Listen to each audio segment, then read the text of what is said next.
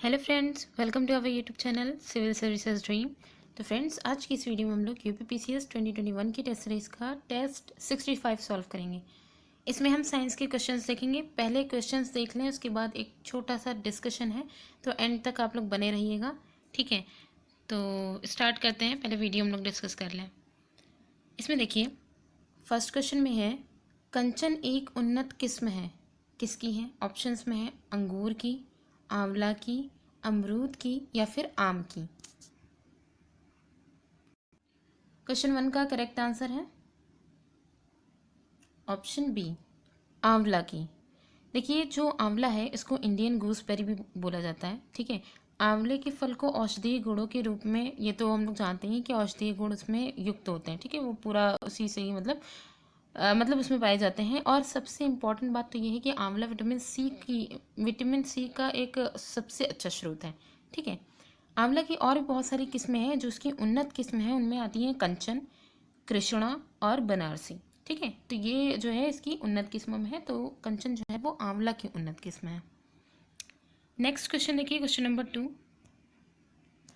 Question 2 में है, जैविक रूप से संश्लेषित नैनो कणों का उपयोग एक नई पारिस्थितिकी मित्र तकनीक है। ठीक है, जिसकी कैंसर उपचार में बड़ी संभावनाएं हैं। और इस तकनीक में एक पौधे के निचोड़ का उपयोग करते हैं। ये पौधा कौन सा है?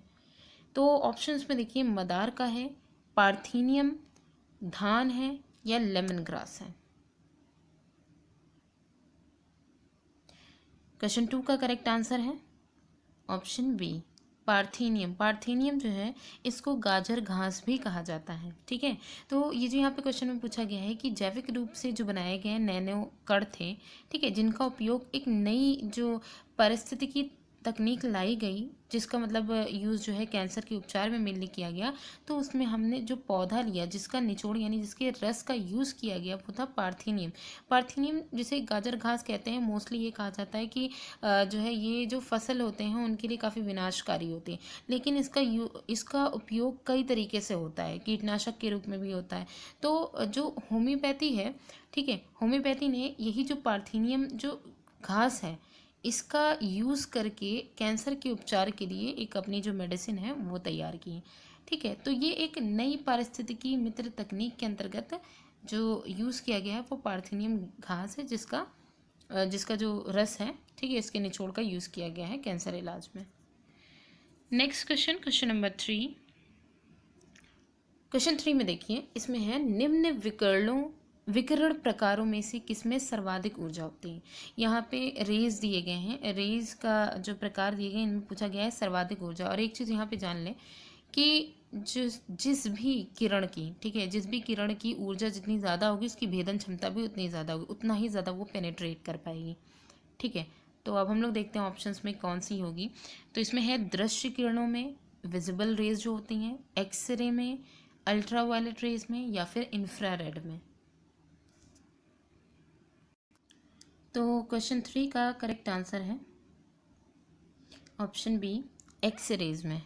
देखिए, जो विभेदन क्षमता अभी हमने बताई थी, पेनिट्रेटिंग पावर जो होती है, उसके अनुसार ये सारी जो किरणें आपको यहाँ पे ऑप्शंस में दी गई ये सब विद्युत चुंबकीय किरणें हैं। ठीक है, तो विद्युत चुंबकीय किरणों में जो अत्यधिक ऊर्जा है वो यहाँ पे बोला गया है एक्सरे की है।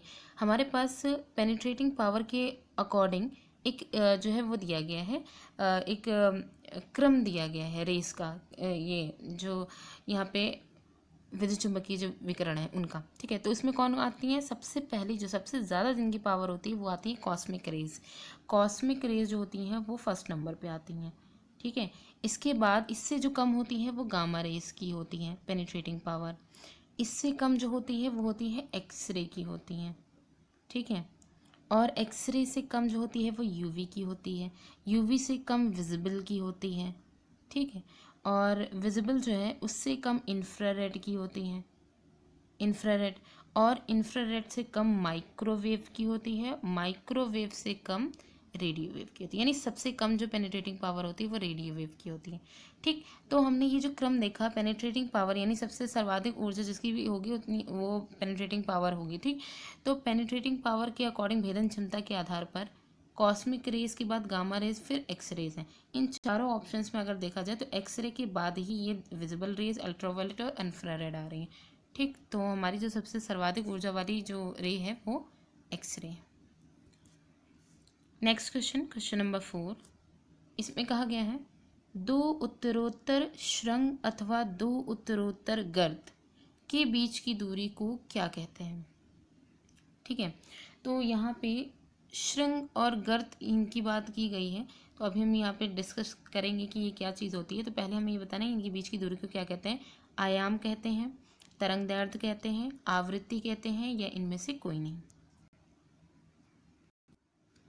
तो देखिए यहाँ पे क्वेश्चन 4 का करेक्ट आंसर है ऑप्शन बी, तरंगदैर्ध्य। पहले हम इस क्वेश्चन को समझ लें, उसके बाद आंसर को ईजिली समझ लेंगे। देखिए यहाँ पे कहा गया दो उत्तरोत्तर श्रृंग, इसको बोला जाता है सक्सेसिव क्रस्ट। ठीक, श्रृंग की बात की जाए, उसके बाद दो उत्तरोत्तर गर्त, सक्सेसिव ट्रो, इनके बीच की दूरी को हम क्या कहते हैं। आयाम एम्पलीट्यूड, तरंगदैर्ध्य वेवलेंथ, आवृत्ति फ्रीक्वेंसी, या इनमें से कोई नहीं। तो हमारा करेक्ट आंसर तरंगदैर्ध्य है। अब पहले ये देख लीजिए उत्तरोत्तर श्रृंग और गर्त होते क्या हैं। ये हमारी वेव है, ठीक है, और ये इसे जो है ये क्या होता है, श्रृंग होता है, जिसे हम सक्सेसिव ट्रो बोलते हैं। ठीक है, और ये जो गड्ढा होता है इसी को ही गर्त बोलेंगे। तो ये पहला, ये एक एम्पलीट्यूड कहलाता है। यहाँ से यहाँ तक की जब वेव जाती है तो ये एक एम्पलीट्यूड कहलाता है।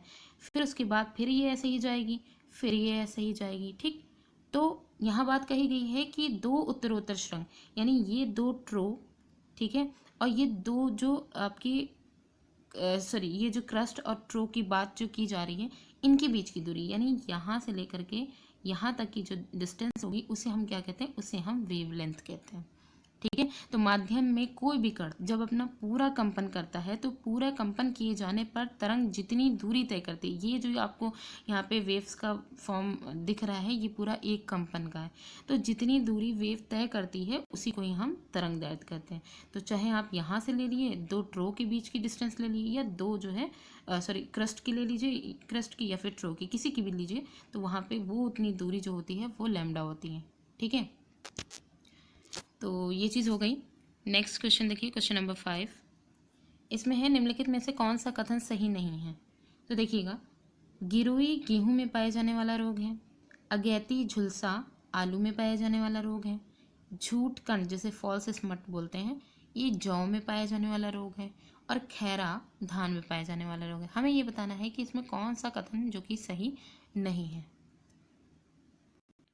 तो देखिए क्वेश्चन 5 का करेक्ट आंसर है, क्वेश्चन 5 का जो करेक्ट आंसर है वो है ऑप्शन सी। ऑप्शन सी में, क्योंकि इसमें कहा गया कौन सा कथन सही नहीं है। ठीक है, तो सी वाला सही नहीं है, क्योंकि इसमें कहा गया है कि जो झूठ कण जिसे फॉल्स स्मट कहते हैं ये जौ में पाए जाने वाला रोग है। ये वाला यहाँ पे गलत है, क्योंकि जो झूठ कण यानी फॉल्स स्मट रोग है ये जौ में नहीं पाया जाता, बल्कि जो धान की फसल होती है, जब इसमें जैसे वो होती नहीं है कि जब धान की फसल हुई और धूप नहीं हो पाई, सूख नहीं पाया, ठीक है, तो वैसी कंडीशन में क्या होता है कि उसमें जो ये फॉल्स स्मट रोग जो है, इसका जो जीवाणु है वो अटैक करता है, और यही रोग धान में मतलब होता है। तो ये धान की फसल से संबंधित है। बाकी यहाँ पे जो कहा गया है गिरोई गेहूं में पाए जाने वाला रोग है, बिल्कुल सही है। अगैती झुलसा आलू में पाया जाता है, खैरा धान में पाया जाने वाला ये भी रोग है। ठीक, तो नेक्स्ट क्वेश्चन काफ़ी ईजी है। इसमें देखिए, इसमें है क्वेश्चन 6 में है ध्वनि तरंगे नहीं चल सकती हैं। ऑप्शंस हैं ठोस में, द्रव में, गैस में, या फिर निर्वात में। क्वेश्चन 6 का करेक्ट आंसर है ऑप्शन डी, निर्वात में। देखिए क्या है कि यूपीएससी हर तरीके के क्वेश्चन पूछता है, इसलिए कोई भी क्वेश्चन छूटे ना, इजी हो टफ हो चाहे जैसा भी हो, हमें वो सारे ही क्वेश्चन देखने ज़रूर हैं। अक्सर करके हम लोग ऐसा करते हैं, जो इजी होते हैं ये तो बहुत आसान है छोड़ देते हैं, और एग्ज़ाम में जब आता है तो वही होता है कि ये तो इजी के चक्कर में छोड़ दिया था। तो मतलब ओवरऑल हमें सारे क्वेश्चंस देखने हैं। ठीक है, तो हम जानते हैं कि जो ध्वनि तरंगे होती हैं इनको चलने के लिए, इनके मूवमेंट के लिए मीडियम की ज़रूरत होती है, और निर्वात में कोई मीडियम नहीं होता, तो जाहिर है यहाँ पे चल ही नहीं पाएंगी। Next question number 7। इसमें यहाँ से देखिए, इसमें कहा गया है सूची 1 को सूची 2 से सुमेलित कीजिए और सूचियों के नीचे दिए गए कूट का प्रयोग कर सही उत्तर चुनिए। तो एक तरफ रोग दिए गए हैं और एक तरफ उनके रोग के प्रकार दिए गए हैं। तो रोग देखिए, इसमें है हीमोफीलिया, डायबिटीज़, रिकेट्स और रिंगवॉर्म। रोग के प्रकार में है हीनता जन्य रोग, आनुवंशिक रोग, हार्मोन की गड़बड़ी या फिर कविकी संक्रमण। तो हमें कूट की सहायता से इसका आंसर देना है। क्वेश्चन 7 का करेक्ट आंसर है ऑप्शन बी 2314। अब इसे हम मिला के देखते हैं। देखिए इसमें 2314 है, तो इसमें सबसे पहला रोग है हीमोफीलिया। ठीक है, हीमोफीलिया रोग जो होता है ये एक आनुवंशिक रोग है। ठीक है, और हीमोफीलिया में हम लोग जानते ही हैं ब्लड क्लॉट होना, मतलब ब्लड क्लॉट होना बंद हो जाता है। ये हीमोफीलिया से का जो है सिम्टम्स है, और ये एक आनुवंशिक रोग है। ठीक है, और इसके अलावा यहाँ पे देखिए डायबिटीज़। डायबिटीज़ जो होती है ये हार्मोन की गड़बड़ी की वजह से होती है, क्योंकि डायबिटीज़ जो रिस्पॉन्सिबल है इसके लिए वो है इंसुलिन हार्मोन। इंसुलिन हार्मोन की जैसे ही कमी होती है, इंसुलिन हार्मोन करता क्या है, इंसुलिन हार्मोन जो हमारी बॉडी में ग्लूकोज जाता है उसकी एक्स्ट्रा जो एक्सेस में मात्रा होती है ग्लूकोज को, उसको ग्लाइकोजन में कन्वर्ट कर देता है। ठीक है, और ये ग्लाइकोजन के फॉर्म में हमारे जो लिवर है उसमें स्टोर हो जाता है। लेकिन जब ये जो हार्मोन है इंसुलिन हार्मोन ये रिलीज़ होना कम हो जाता है, तो क्या होता है ये शुगर जो है वो ग्लाइकोजन में कन्वर्ट नहीं होता है। जब ये कन्वर्ट नहीं होता है तो शुगर का लेवल हमारी बॉडी में बढ़ने लग जाता है, तो वही डायबिटीज़ का कारण बनता है। फिर है रिकेट्स। रिकेट्स जो डिजीज़ है ये है हीनता जन्य रोग। हम जानते हैं रिकेट्स जो है विटामिन डी की कमी से होता है। ठीक है, तो विटामिन डी की कमी जैसे ही होती है रिकेट्स रोग हो जाता है। इसमें हड्डियाँ पतली कमज़ोर सॉफ्ट ऐसी हो जाती हैं। उसके बाद है रिंगवर्म। रिंगवर्म तो हम जानते हैं कविकी संक्रमण है, कवक के द्वारा होता है, फफूंद वाला।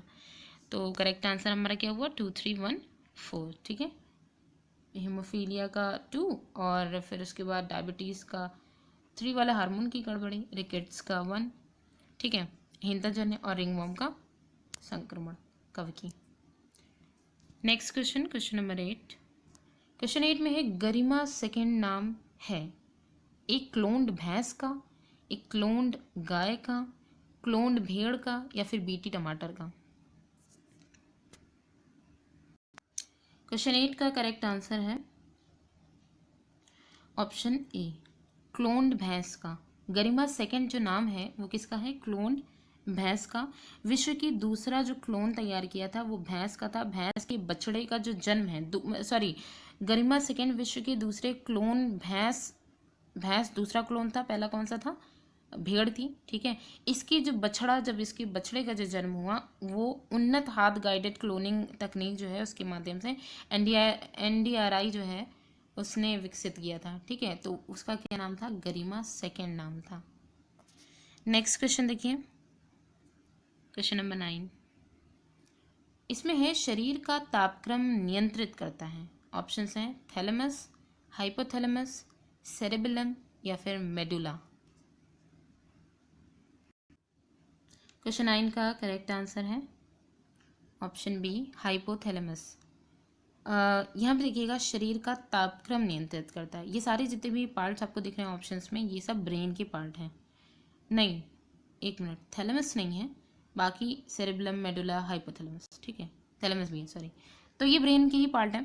अब हमें क्या यहाँ पे देखना है, यहाँ पे हाइपोथैलेमस जो है ये क्या है, जो ब्रेन होता है उसका मस्तिष्क का आगे का भाग, अग्र मस्तिष्क।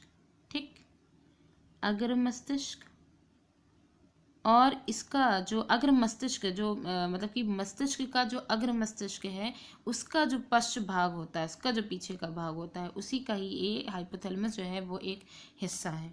ठीक है, और हाइपोथैलेमस के बहुत ही ज़्यादा इम्पॉर्टेंट काम है। तो उन्हीं सभी कामों में से एक काम ये भी है कि बॉडी का जो टेम्परेचर है उसको बैलेंस बनाए रखने का भी इसका काम होता है। नॉर्मली जो है मानव शरीर का, एक स्वस्थ मानव शरीर का जो तापक्रम होता है वो 98.6 फ़ारेनहाइट होता है। ये एक नॉर्मल पर्सन जो होता है उसका होता है। ठीक है, इसी को ही मेंटेन किए रखने का काम हाइपोथैलेमस का है। लास्ट क्वेश्चन है क्वेश्चन नंबर 10। इसमें है कोयले के निम्नलिखित प्रकारों में से किस एक में शेष प्रकारों की अपेक्षा अधिक प्रतिशत कार्बन अंश होता है। ऑप्शंस हैं बिटुमिनस कोयला, लिग्नाइट, पीट और है एंथ्रासाइट। क्वेश्चन 10 का करेक्ट आंसर है ऑप्शन डी एंथ्रासाइट। एंथ्रासाइट जो है ये सबसे उच्च गुणवत्ता वाला कोयला माना जाता है, क्योंकि इसमें कार्बन का जो भाग है, कार्बन का जो प्रतिशत है वो लगभग 94 से 98% तो इसमें कार्बन ही होता है। ठीक है, तो इसलिए एंथ्रासाइट बाकी जितने भी कोयले के जो दिए गए हैं उनमें सबसे अच्छा, सबसे उन्नत किस्म का कोयला है। दोस्तों, शुरू में मैंने ये कहा था वीडियो स्टार्ट करने से पहले कि एक छोटी सी अनाउंसमेंट थी, क्योंकि काफ़ी दिनों से हम लोग की सीरीज़ चल रही है, तो मैंने सोचा कि आप लोग जो है तैयारी भी कर ही रहे होंगे बिल्कुल, तो एक टेस्ट कर लिया जाए। तो प्लीज़ मुझे कमेंट करके ज़रूर बताइएगा नीचे कमेंट बॉक्स में कि आपका टेस्ट लिया जाए।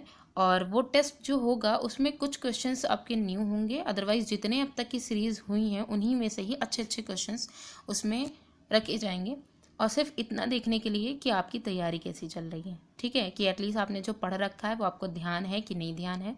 क्वेश्चन का लेवल क्वेश्चंस के जो नंबर हैं वो 50 या 50 अबव ऐसे ही रखेंगे। ठीक है, तो पहले आप लोग मुझे ये बताइए कि आप लोग वो टेस्ट देंगे, क्योंकि अगर मैं वो टेस्ट रखूँगी तो जाहिर सी बात है आपको उसका आंसर ज़रूर देना है। ठीक है, तो इसलिए प्लीज़ मुझे कमेंट करके बताइएगा कि जो है वो टेस्ट तैयार करें या नहीं। ठीक है, तो वीडियो कैसी लगी कमेंट करके ज़रूर बताइएगा। Thanks for watching.